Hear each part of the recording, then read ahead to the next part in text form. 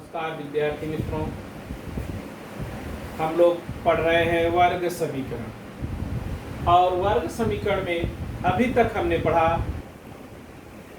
कि वर्ग समीकरण दिया जाता था, उसको हम हल करते थे। उसमें सबसे पहले हमने पढ़ा वर्ग समीकरण की पहचान। उसके बाद वर्ग समीकरण को हल करने की 3 विधियाँ, गुणनखंड विधि, पूर्ण वर्ग विधि और वर्गीय सूत्र। उसके बाद हमने पढ़ा कि वर्ग समीकरण के हल दिए गए, हल को मतलब मूल कहते हैं, वो दिए गए हैं और उससे अपेक्षित वर्ग समीकरण। उसके बाद हमने पढ़ा कि वर्ग समीकरण की प्रकृति कैसी होती है, जबकि यह वर्गीय सूत्र में ही बताया गया था वर्ग समीकरण की प्रकृति। लेकिन अब हम जो पढ़ने जा रहे हैं वह वर्ग समीकरण का अनुप्रयोग, अर्थात वर्ग समीकरण जो है वह शाब्दिक प्रश्न, वर्ग समीकरण पर आधारित शाब्दिक प्रश्न, इबारतीय सब प्रश्न या शाब्दिक प्रश्न। इसमें आपको एक शर्त दी जाएगी और एक ही चीज पूछेगा, जबकि युगपत समीकरण जो इसके पहले आपने पढ़ा था उसमें 2 शर्तें थी और 2 चीजें पूछी जाती थी। तो इसमें पहला सवाल है 2.6 का पहला सवाल है, प्रगति की 2 वर्ष पूर्व और 3 वर्ष के बाद की आयु दर्शाने वाली संख्याओं का गुणनफल 84 हो तो प्रगति की वर्तमान आयु ज्ञात करो। सबसे पहले मैं आयु से संबंधित 9th क्लास के कुछ चीजें आपको बता रहा हूँ। जैसे आज वर्तमान में आपकी आयु 14 वर्ष है, 2 वर्ष पूर्व कितनी थी? तो पूर्व मतलब घटाते हैं, 14 में से 2 घटाया तो 12 हो गया। और हमने कहा कि 3 वर्ष बाद कितनी होगी, तो 14 में 3 जोड़ेंगे, बाद और पूर्व, बाद में जुड़ता है और पूर्व में घटता है। वैसे ही संख्याएं 3 तरह से आपको दिखाई जाती हैं। पहला क्रमिक संख्या, क्रमिक मतलब क्रम से आने वाली, 1 2 3 4 5 6 क्रमिक है। और दूसरा है क्रमिक सम और क्रमिक विषम। क्रमिक सम में 2 का अंतर होता है और क्रमिक विषम में भी 2 का अंतर होता है। क्रमिक सम 2 4 6 8 10 इसमें 2 का अंतर है, और क्रमिक विषम 1 3 5 7 9 इसमें भी 2 का अंतर होता है। तो आइए सवाल को एक बार फिर से हम कहता है, प्रगति की जो है 2 वर्ष पूर्व और 3 वर्ष बाद की आयु का गुणनफल 84 है, तो प्रगति की वर्तमान आयु ज्ञात करो। पूछ रहा है कि वर्तमान आयु ज्ञात करो। हम क्या करेंगे कि प्रगति की वर्तमान आयु को मान लेते हैं। माना प्रगति की वर्तमान आयु x वर्ष है, 2 वर्ष पूर्व प्रगति की आयु, वर्तमान में से 2 को घटाएंगे, x-2 वर्ष थी। 3 वर्ष बाद प्रगति की आयु x में 3 को जोड़ेंगे, x-3 वर्ष होगी। अब प्रश्नानुसार इसमें एक ही शर्त होती है कि इन दोनों का गुणनफल 84 है। x - 2 गुणे x + 3 = 84।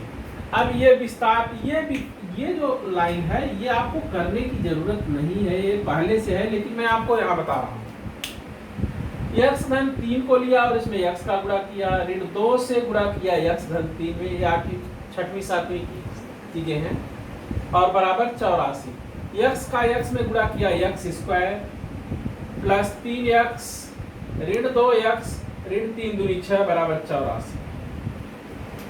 अब देखिए इसको हमने यहाँ पर 3x में से 2x को घटा दिया तो 1x आया, x² + x - 6 = 84। अब इसको पक्षांतर किया तो यहाँ हो गया x² + x - 6 - 84 = 0।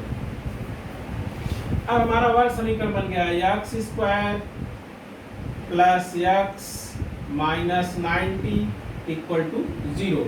अब इस वर्ग समीकरण को हम किसी भी विधि से हल कर सकते हैं, चाहे जिस विधि से हल करें, लेकिन 90% लोग इसको गुणनखंड विधि से ही हल करते हैं, लेकिन कोई जरूरी नहीं, आप जो भी विधि चाहें उससे हल करें।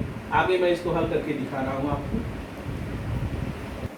आइए देखिए x square plus x minus 90 बराबर 0, इसको हल कर रहे हैं। तो यहाँ एक का गुणा ऋण 90 में किया तो 90 का 9 ऋण 90, गुणनफल हो गया ऋण 90, और योगफल है इसका 1 प्लस 1। तो 90 के दो गुणनखंड करो जिसको गुणनखंडों का योगफल धन 1 हो, तो 10 9 90, बाकी और जितने भी गुणनखंड होंगे कोई भी इस सम की पूर्ति नहीं करेगा। अब हमने इस x को जो है वह दो भागों में बांट दिया, 10x ऋण 9x, 10x में से 9x निकल जाएगा तो 8x बचेगा। अब यहाँ 1 2 3 पद थे, यहाँ 4 पद हो गए। अब हमने देखा इस दोनों पदों में x plus 10x x square plus 10x एक इसका समूह बना, और माइनस 9x माइनस 90 दूसरा समूह बना।